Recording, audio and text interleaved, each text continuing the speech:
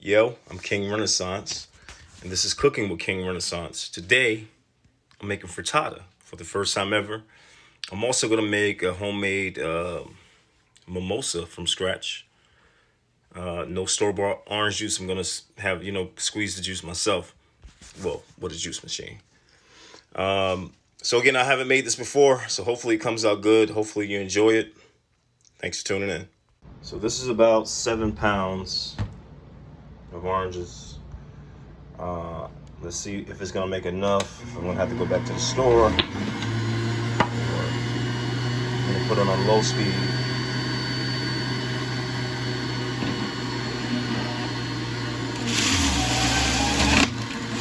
Alright. It gave out some good juice. So let me do all these, I'll be right back. Alright, so that's the orange juice those oranges made. These I'm keeping to put inside the bottle at the end. Alright, we're gonna try to strain this real quick. Leave the froth out. Oh.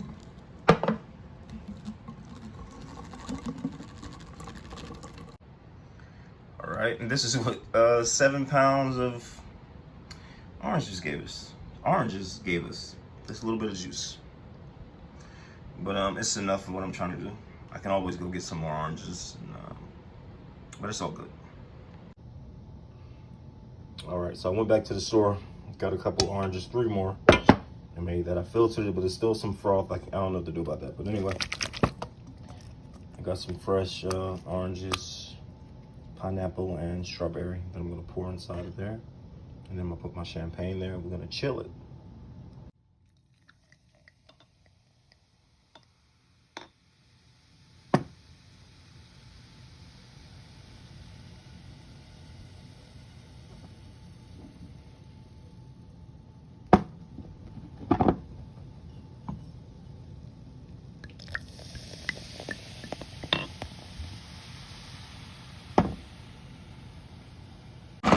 I'm using my Breville to peel my sweet potatoes.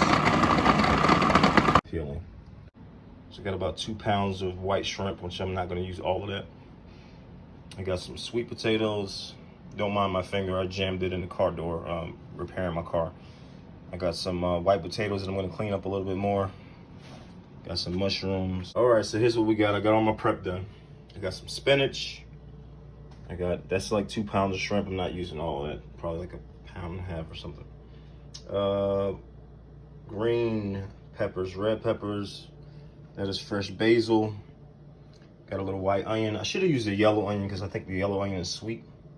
I got some chopped garlic over here. I got these super sweet honey tomatoes, those honey bombs. And I did not use all of those potatoes, and I'm probably not going to use all of this. This is like, I think it's, how many potatoes is this? This is, excuse me. This is like 3 potatoes, I think. It's 4 potatoes. It's 2 sweet potatoes and 2 white potatoes. And then we got our mushrooms. I did have some goat cheese because that was one of the things that was recommended, but when I tasted it, it did not agree with me, so I just tossed it out. God forgive me. So let's go ahead and get started.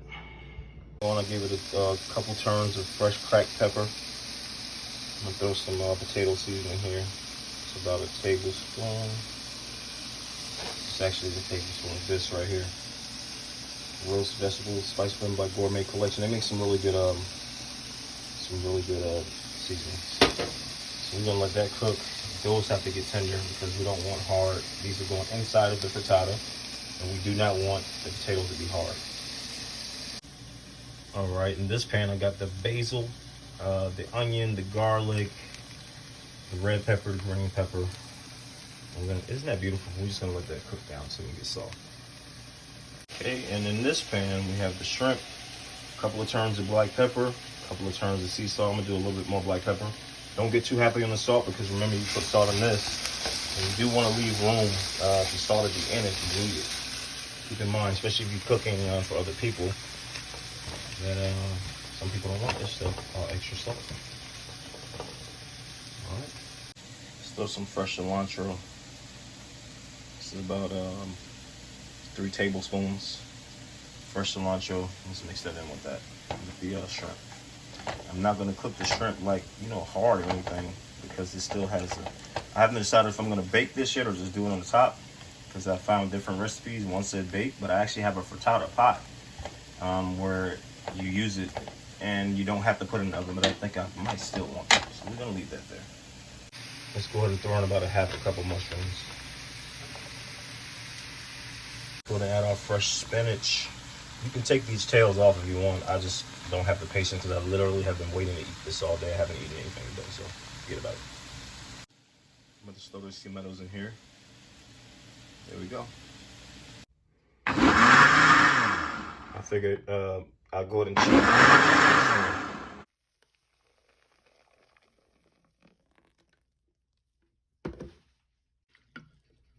All right, we're going to start putting our cooked vegetables inside.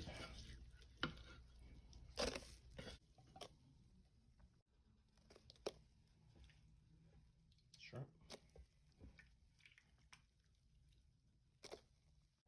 I'm using like 4 tablespoons of oil here. What you want to do before this is, you got to prepare the pan. You're going to take a brush and brush this oil all over the pan. If you don't, when you pour the egg mix in, it's just going to separate. It's going to go in and mix with the egg.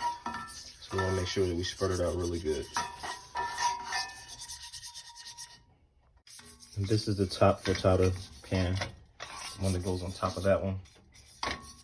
I'm not going to put as much oil. It looks like a lot, but it's really not. I'm gonna give this a good mix because all your vegetables and shrimp and stuff went to the bottom of the pan. So we don't really want that. I'm gonna start pouring this in. I got more left over. I'm not gonna be able to do all of this.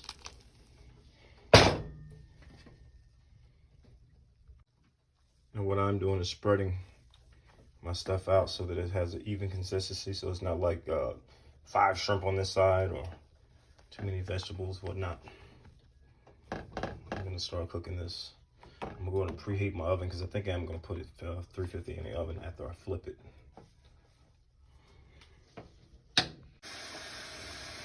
Add some Parmesan cheese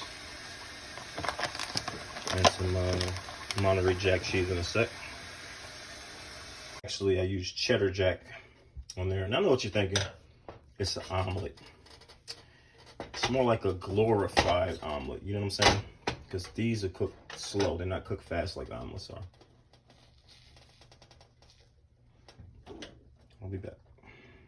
All right, we're gonna put the lid on and lock it in. This is an all-clad pot. They make really good pots. My whole set is like this. But this is made specifically for this so that you don't have to put it in the oven. So you can just heat it on one side, flip it, and heat it on the other side. But I'm still putting it in the oven. All right, now for the relationship part of the video. I believe that a lot of relationships are failing because people go into the relationship with an exit strategy on reserve. Basically saying, if he does this, I'll just divorce him. I'll break up with him. If she does this, I'll just get a divorce. In the generations before us, the older people, like our grandparents, they didn't believe in divorce. It was dishonorable. It was like you were embarrassed if you got a divorce. And unfortunately, on the good side of that is that they worked through the things that they needed to work through, and as a result, a lot of us are here because they stayed together, right? The flip side of it is that some of them were being verbally, physically abused, cheated on. The men brought home, other kids, multiple kids, and these women still stayed because, they were not supposed to get a divorce. So how do we find a happy medium between that? I think like we shouldn't stay in relationships where we are unhappy and we're not being treated right, we're not appreciated, we're being abused verbally, physically, any of that. But I think that a lot of people are just quitters. They quit, they want everything to be handed to them easy. If it was easy, everybody would have it. But the thing is, sometimes you got to go through something. And when I say go through stuff, I'm not talking about being cheated on or cheating on somebody. Please understand, I'm not talking about that mess at all. I mean that you have two sets of people with two different upbringings, two sets of parents. One of them may have not even have parents. You put them under one roof. There's going to be a collision at some point. We're trying to get it's like being in two lanes. It's like, you know how you're in the highway and you two lanes are merging into one. And it's like that. Like somebody got to be willing to pump the brakes and kind of slow down and be patient, and then eventually that lane will turn to one lane. I hope that's a good analogy. But love is worth fighting for. It's worth having. It's worth all that if you want it. But if you're a quitter, you're gonna keep being in the revolving door of relationships and causing damage. And like the last thing you want to be doing is causing anybody any damage. If you're not ready to be in something, if you're not ready for to work hard for what you want in your relationship, then a relationship may not be for you. But to all the people out there that still believe in love, that understand that it takes work and you're willing to do the work and your partner's willing to do the work, because that's important too. You got two people willing to do the work. You got it made. It's going to work out for you. So that's all I wanted to say. God bless you. All right, that's how it came out.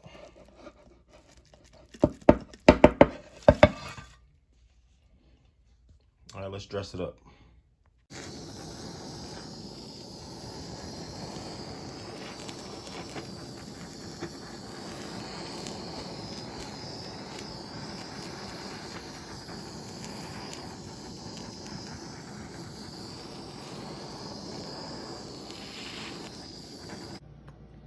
That's it.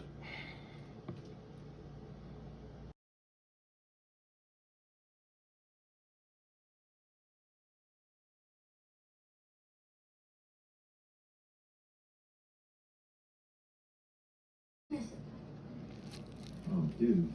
Dang. Really? Yeah. Delicious. Yeah. You were the first one to know I was gay. Oh, Lord. They tell me on TV. Even before I knew. You told me. And I was ready to tell you. To your husband, to your best friend. Okay, you know what? That's enough. Stop. It's enough. I know what I did. I know it was wrong. But I did not kill your father. He took his own life So good. for reasons that are more complicated.